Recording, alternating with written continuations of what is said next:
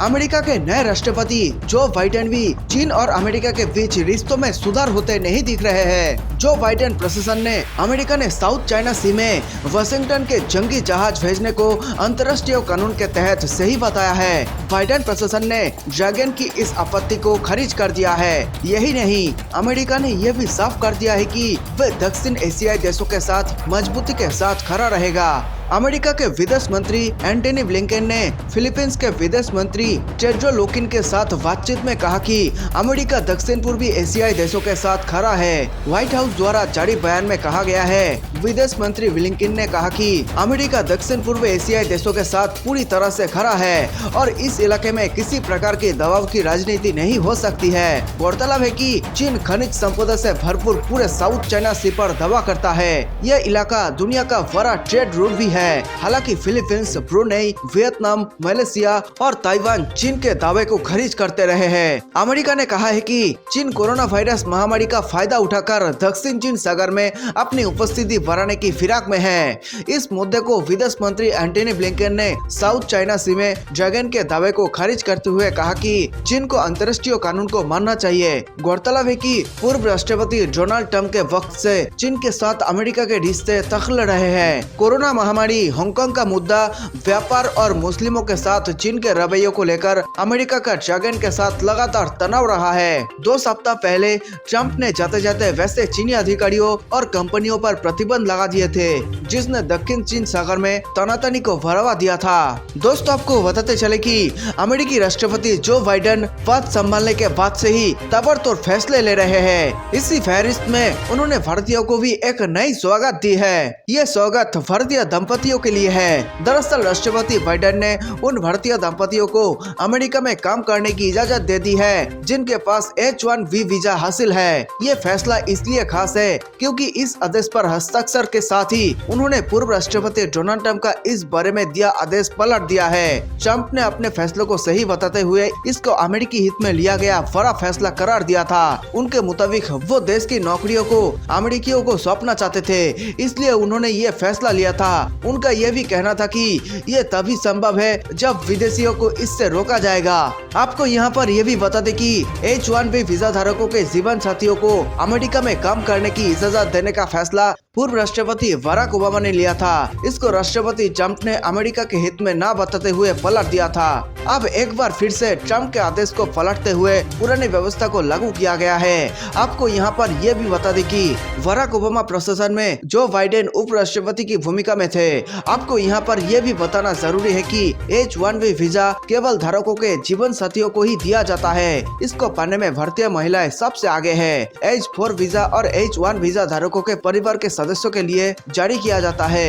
ये वीजा पाने वाले अधिकतर भारतीय IT प्रोफेशनल्स है। राष्ट्रपति बाइडेन ने इसके साथ एक बड़ा फैसला लिया है। इस फैसले में उन्होंने ओबामा केयर स्कीम को दोबारा लागू करने का फैसला लिया है। इसको भी पूर्व राष्ट्रपति बराक ओबामा ने शुरू किया था, जिसको ट्रंप ने गैर जरूरी और नुकसानदायक बताते हुए अपने कार्यकाल में बंद कर दिया था। इस फैसले के लागू होने के बाद अमेरिकियों को एक बार फिर से स्वास्थ्य बीमा का कवच हासिल हो सकेगा। आपको बता दें कि ओबामा प्रशासन के दौरान लिए गए इस फैसले में करीब 2.5 करोड़ लोग लाभान्वित हुए थे। इस योजना के अंतर्गत सब्सिडी के आधार पर निजी स्वास्थ्य बीमा दिया जाता था। कुछ लोग शायद नहीं जानते कि जब बराक ओबामा अमेरिका के राष्ट्रपति हुआ करते थे, उस समय जो बाइडेन अमेरिका के उप राष्ट्रपति हुआ करते थे। उस दौरान जो बाइडेन के ही लिए गए फैसले के चलते अमेरिका को सालाना आतंकवाद से लड़ने के लिए करोड़ों डॉलर की राशि मुहैया करवाई जाती थी। ये बिल्कुल वैसा ही था जैसे कबूतर पकड़कर बेचने वालों को अब कबूतर उड़ाने के लिए पैसे दे रहे। जब डोनाल्ड ट्रंप का कार्यकाल शुरू हुआ तो पाकिस्तान की हालत बदतर से बदतर होती चली गई। अमेरिका ने इस तरह की सभी राशियों पर रोक लगा दी। इसके अलावा इस्लामिक आतंकवाद के ऊपर जमकर बोलने वाले ट्रंप ने भारत के साथ मजबूत रिश्ते बनाने के लिए पाकिस्तान का कोई मुद्दों पर कभी साथ नहीं दिया।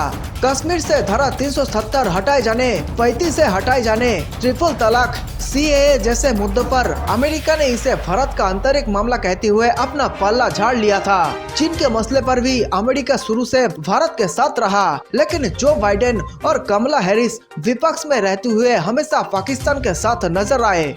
इसलिए शुरू से ही जो बाइडेन के नेतृत्व में अमेरिका से भारत को ज्यादा उम्मीद नहीं थी, जबकि पाकिस्तान को लग रहा था कि जो बाइडेन के आने से ट्रंप द्वारा रोकी गई सहायता की राशि को फिर से बहाल कर दिया जाएगा। लेकिन जो बाइडेन ने अपने देश के नागरिकों को साउथ एशिया के 3 देश पाकिस्तान, अफगानिस्तान और बांग्लादेश न जाने की सलाह दे दी है। उनका कहना है कि इन देशों में यात्रा करना खतरनाक हो सकता है। दरअसल अमेरिका का कहना है कि इन देशों में आतंकवाद अपने चरम पर है। पाकिस्तान और भारत के बीच अब कुछ भी ठीक नहीं है। बॉर्डर पर तनाव है और बलूचिस्तान द्वारा अपने अलग देश की मांग भी तेजी से आगे बढ़ रही है। ऐसे में हालत कब खराब हो जाए पता नहीं, इसलिए अगले आदेश तक इन देशों की यात्रा करने से बचे। इस पूरे निर्देश में उन्होंने भारत के खिलाफ कुछ नहीं कहा, जबकि युद्ध की स्थिति तो पाकिस्तान, चीन और भारत के बीच बन रही है। दोस्तों, आपको बताते चले कि पड़ोसी देश पाकिस्तान की तरह ही अब चीन भी लगातार भारत के लिए सिरदर्द बनता जा रहा है। पूर्वी लद्दाख में जारी सैन्य टकराव के बीच चीन लगातार उत्तरी सीमाओं पर भी भारत को परेशान कर रहा है। चीन के इसी बर्ताव को देखते हुए भारतीय सेना ने अपने पड़ोसी मुल्क को उसी की जुबान में जवाब देने की तैयारी की है। चीन लगातार तिब्बत के रास्ते भारतीय सीमा पर गड़बड़ी करने की कोशिश में लगा रहता है। चीनी सेना की इसी हरकत को देखते हुए भारत की नजर अब तिब्बत पर टिक गई है।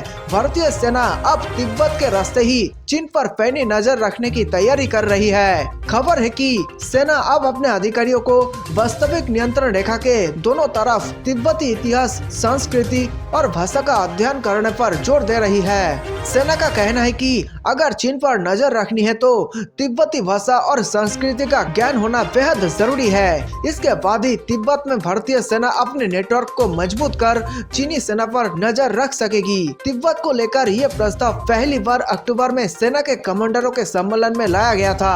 भारतीय सेना प्रमुख MM नरवणे ने शिमला स्थित सेना प्रशिक्षण कमान ARTRAC सेना की ओर से दिए गए प्रस्ताव को आगे बढ़ाने की बात की थी। ARTRAC ने तिब्बत में स्नातकोत्तर पाठ्यक्रमों की पेशकश करने वाले 7 संस्थानों की पहचान की है, जहां सेना के अधिकारी अध्ययन अवकाश के लिए जा सकते हैं। सेना के एक अधिकारी ने बताया कि सेना के ज्यादातर अधिकारी पाकिस्तान की भाषा और संस्कृति से अच्छी तरह से वाकिफ है, लेकिन चीन और चीनी के लोगों के बारे में सेना के अधिकारियों में विशेषज्ञता की कमी है। चीन को वास्तव में समझने वाली अधिकारी संख्या में बहुत कम है। इन कमियों को दूर करने की आवश्यकता है। सेना को भाषाई, संस्कृति और व्यवहार पैटर्न के संदर्भ में चीन और तिब्बत दोनों पर विशेषज्ञ बनाने की जरूरत है। इसके लिए भाषा और क्षेत्र विशेषज्ञता की आवश्यकता होगी। इसमें चयनित अधिकारी पाकिस्तान के साथ पश्चिमी मोर्चे के बजाय LAC के साथ लंबे समय तक जुड़े रहेंगे। तो दोस्तों, यह थी आज की ताज़ा खबरें और महत्वपूर्ण खबरें। उम्मीद करते हैं कि इस वीडियो से आपको काफी जानकारियां मिली होगी। हम बस बदले में आपसे इतना ही चाहते हैं कि आप इस वीडियो को लाइक कर दें और शेयर करें, क्योंकि आपका लाइक शेयर करना ही हमारा मेहनत का फल होता है। दोस्तों, रोजाना इस तरह खबरें पाने के लिए आप हमारे चैनल को सब्सक्राइब कर सकते हैं। अगर आप सब्सक्राइब करते हैं तो बेल का आइकन भी जरूर दबाएं। वीडियो को देखने के लिए धन्यवाद।